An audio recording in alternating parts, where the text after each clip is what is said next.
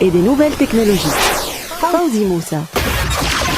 16h18 sur les ondes radio tunisiennes internationales. J'ai l'immense plaisir et l'avantage d'avoir aujourd'hui deux invités de marque, monsieur Yahya Houdi, donc qui est le directeur exécutif de Flat Six Labs, et puis Tarek Nechnouchi, qui est fondateur et CEO de Boostini. Et en fait, on s'était déjà rencontrés auparavant. Donc vous étiez là avec Mohamed Ali Loumi, qui est le directeur général de Access, qui s'appelait à l'époque Access to e-Business, et vous étiez à l'époque vous travaillez, voilà, vous étiez DGA chez Access. Ouais. Et après, donc maintenant, je vais vous laisser la parole à vous, Tarek Nechnouchi, pour que vous vous présentiez un tout petit peu aux éditeurs de RTC qui comprennent un peu mieux qui est Tarek. Donc rapidement, puis après, on va aller bien sûr sur Boostini. D'abord, merci de nous avoir invités. C'est un plaisir. C'est gentil. Et voilà, bon, enfin, en ce qui me concerne, rapidement, en deux mots, tunisien, de naissance, fier de l'être, et j'ai étudié en Tunisie jusqu'à ma maîtrise à l'Institut supérieur de gestion. Très bien. Juste parce que souvent on dit oui, bon, tu as travaillé à l'étranger parce que sûrement tu as étudié à l'étranger. Toutes mes études, je les ai faites en Tunisie. D'accord. Ensuite, je suis parti à l'aventure un peu en Europe, en France, et j'ai eu la chance de rejoindre Yahoo en 2005. Et à partir de là, c'était toujours plus comment dire, de plus en plus passionnant, de plus en plus intense en tant qu'expérience. J'ai travaillé à Londres, à Milan, et à un moment donné, en fait, j'ai accompagné Yahoo dans leur installation au Moyen-Orient, parce que Yahoo avait acheté Maktoub. D'accord. Voilà, à l'époque, donc c'est devenu Yahoo Middle East. Et à partir de là-bas, j'ai rejoint le groupe Jabbar, qui eux possédaient Maktoub et qui l'ont revendu, et qui possède Source.com, Cashew. Peut-être c'est des noms qui sont pas très connus ici en Tunisie, mais au Moyen-Orient, c'est des grands noms de e-commerce. Oui. Et voilà. Donc moi, je pourrais dire que toute ma carrière était dans le marketing digital et la communication. Très bien. Voilà. Donc c'est vraiment votre cœur de métier, votre spécialité. Juste pour finir, en fait, je suis revenu en Tunisie en 2014. Très bien. Parce que j'avais envie en fait de contribuer un peu à l'aventure post-révolution. Très bien. Alors vous avez fait première escale, comme on a dit tout à l'heure, chez Access, puis après que s'est-il passé et comment est né Boostini, et depuis combien de temps et dans quelles conditions est né Boostini? J'ai quitté Access en 2017. Pour diverses raisons, même si Mohamed Ali Loumi, ça reste toujours un de mes meilleurs amis, mais j'avais d'autres ambitions en fait, et entre autres justement de lancer mon propre projet Boostini, et du coup je commençais à envisager à repartir à l'étranger. Et c'est à ce moment-là où j'ai rencontré Iheb Beji, que je connaissais de par notre, le travail tous les deux dans le digital, et qui m'a dit voilà, nous on a besoin de quelqu'un comme toi parce que Medianet, qui est la boîte dans laquelle Iheb Beji est le PDG, voudrait vraiment se centrer sur le digital, et on a une petite équipe qu'on aimerait développer. Je lui dis oui, mais à une seule condition en fait, j'ai un projet en tête, que je prépare depuis plus d'un an, et si je dois rester, ma seule condition, ça serait que Medianet m'aide à développer ce projet. Donc lui, il m'a dit banco, au contraire, c'est quelque chose qui nous intéresse parce que Medianet en tant que groupe appartenant, c'est tout un groupe aujourd'hui. Il y a Africa Invest qui investit dans Medianet, qui ont racheté des parts dans Big Deal, dans The Security, etc. Et leur stratégie, c'est justement d'incuber des startups pour pouvoir ensuite élargir le groupe. Très bien. Donc, voilà. Voilà, ce qui nous permet d'arriver à Boostini et la naissance de Boostini. Peut-être on va commencer par expliquer donc dans quelles conditions est née cette société-là, cette idée-là, et puis nous expliquer c'est quoi l'idée concrètement en des termes simples pour qu'on puisse comprendre de quoi il s'agit. Tout simplement, Boostini m'est venu à l'esprit il y a presque 3 ans parce que en tant que directeur digital de plusieurs agences, j'ai toujours constaté que tout l'argent, tous les budgets publicitaires en ligne tomber dans la poche soit de Facebook, soit de Google. En gros. En Tunisie, c'est presque 75% Facebook et 25% Google. Oui. Et j'ai toujours trouvé ça un peu injuste. Oui. Parce que c'est des boîtes qui se font des milliards de dollars de par le monde. Oui. Et en fait, ceux qui leur donnent ce pouvoir-là, c'est nous, c'est les utilisateurs des réseaux sociaux.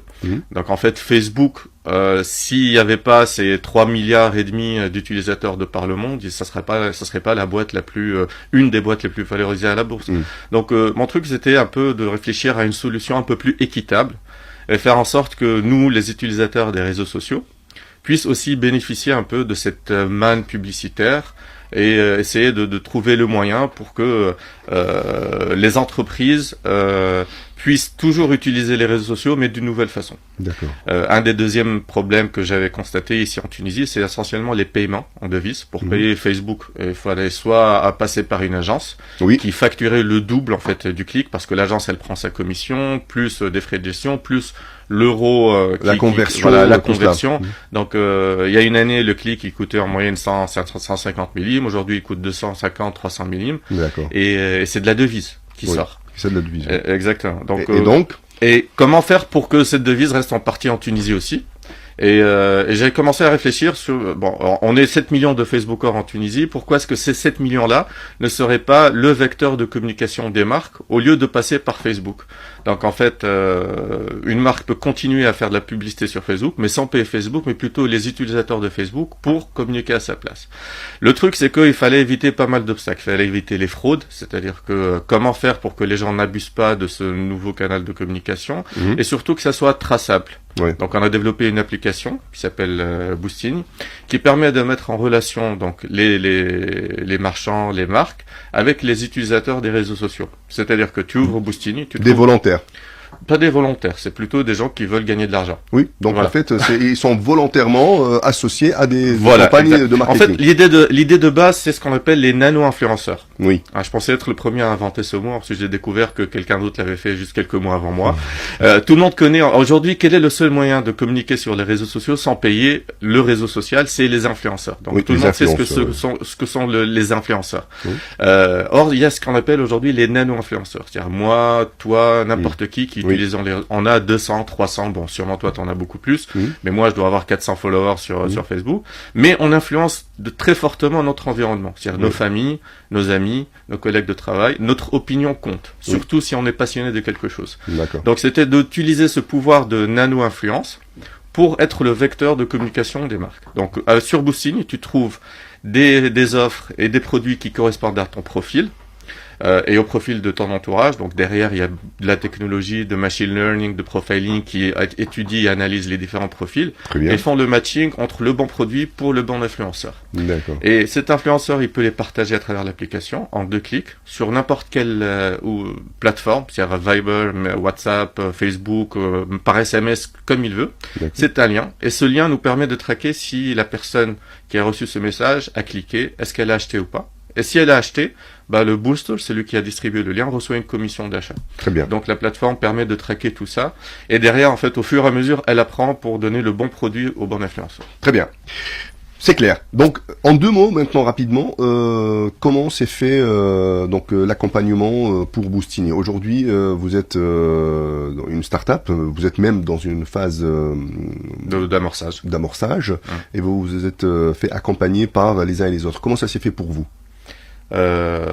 Pour moi, tout d'abord, fallait trouver des personnes qui y croient. Donc on a compris qu'il y a eu cette formule, d'être à la fois employé mais en même temps entrepreneur.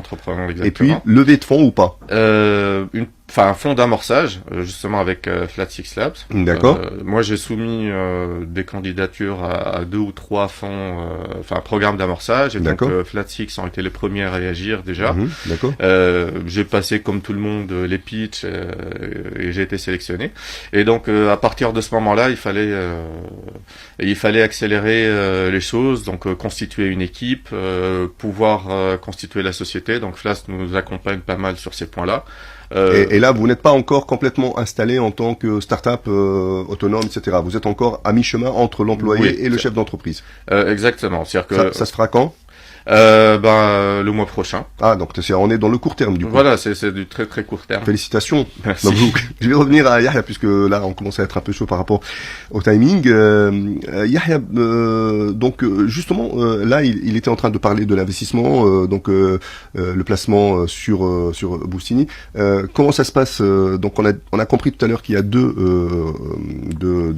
dates par année. Est-ce que là on est dans une bonne date? Est-ce qu'il y a une cohorte qui est en préparation? Si oui, on peut faire l'appel et puis en gros voilà comment ça se passe. D'accord, donc Boostini fait partie de notre 3e cohorte. qui va se terminer en mars. Et là, excusez-moi. Et là, donc officiellement, on a clôturé l'appel à candidature pour le 4e cycle dimanche dernier. Mais je pense que pour les écouteurs de RTCI, on peut faire une exception. Voilà, exactement, faire une exception et disons faire un dernier appel pour la semaine prochaine, donc je pense le 15 février. D'accord. L'équipe est déjà en train d'aller à travers les candidatures. En moyenne, on a 250 candidatures pour choisir les 7 startups dans le portfolio. Donc 7 startups seront retenues par rapport à cette cohorte qui va être clôturée. L'appel sera clôturé, je vous rappelle, le 15 février. Donc si vous êtes intéressé, si vous êtes à l'écoute, sachez que c'est le 15 février. Il faut aller sur le site de Flat Six Labs, c'est ça, pour s'inscrire. Soit Facebook, soit le site flat6labstunis.com.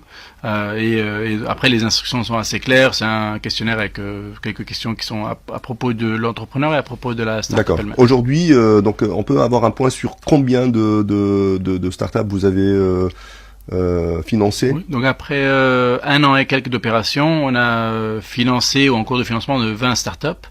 Et donc on compte investir sur 100 startups sur 5 ans. Il nous reste 4 ans pour faire le reste. Très bien. Un dernier mot peut-être, Tarek Nachouch, je rappelle, vous êtes fondateur de Boostini. Voilà, déjà redevenir start-upper, c'est quelque chose d'assez vivifiant, d'assez. C'est excitant. C'est excitant. C'est de l'adrénaline du matin au soir. Au bout d'un moment, on commence à tomber dans la monotonie. Donc, je conseille tout le monde qui commence à s'ennuyer dans sa vie d'essayer de lancer sa start-up. Et puis, j'ai découvert en fait que en Tunisie, c'était en pleine effervescence, que les start-up poussaient partout comme des champignons, qu'il y avait plein de gens qui avaient des idées, et c'est plutôt encourageant. Il faut continuer à y croire et surtout que les autorités, que les investisseurs vraiment prennent le risque. Moi, mon rêve, ce serait que la Tunisie soit comme l'Estonie il y a quelques années avec Skype et qui sont devenus un des leaders des nouvelles technologies. Donc la Tunisie, on a tout pour réussir par rapport effectivement. À ça. Avec cette effervescence-là, si la Madeleine ne retombe pas et si effectivement la locomotive, entendez par là l'État, donne de l'énergie et puis tire bien comme il se doit ce train, je pense que quelque chose se passera. C'est pas possible que ce soit donc je suis sûr que quelque chose effectivement se passera et qu'il y ait des succès, peut-être qu'il y ait des licornes, qu'il y ait des réussites extraordinaires. Dernier mot pour clôturer, Yahya Houli, merci d'être venu d'ailleurs. Non, juste, je pense, je vais répéter ce que Tala a dit. Côté entrepreneur, si vous avez une idée de projet, il y a plusieurs structures d'accompagnement maintenant qui sont en opération en Tunisie. C'est facile, faites une petite recherche en ligne. Côté, que ce soit côté secteur privé, je sais qu'il y a plusieurs secteurs qui sont à l'écoute aujourd'hui. Et donc, que vous soyez chef d'entreprise ou alors que vous travaillez dans une grande entreprise et que vous pensez que vous pourriez bénéficier un peu d'avoir des start-upers parmi vous, contactez-nous et parlez-nous de votre besoin, que ce soit d'avoir un peu plus d'innovation chez vous, ou alors vous voulez faire un partenariat qu'on a fait avec plusieurs d'ailleurs, dont EY, Ernst Young. On a fait un partenariat avec Atijah Bank, on a fait un partenariat même avec Meubles Intérieurs qui soutient toutes nos startups à travers des meubles, parce qu'à la fin, donc c'est vraiment, on parle de choses qui sont assez simples mais très efficaces pour les entrepreneurs. Si vous voulez vous rapprocher un peu plus de tous ces écosystèmes-là, et ça en vaut la peine, comme l'a dit Tal, n'hésitez pas à nous contacter pour plus d'informations. Très bien, ok, je rappelle que j'ai le plaisir d'avoir aujourd'hui Yahya Houli, donc qui est le directeur exécutif de Flat Six Labs, et puis de Tarek Nachouch, qui est donc CEO et fondateur de Boostini. Messieurs, merci d'avoir accepté notre invitation.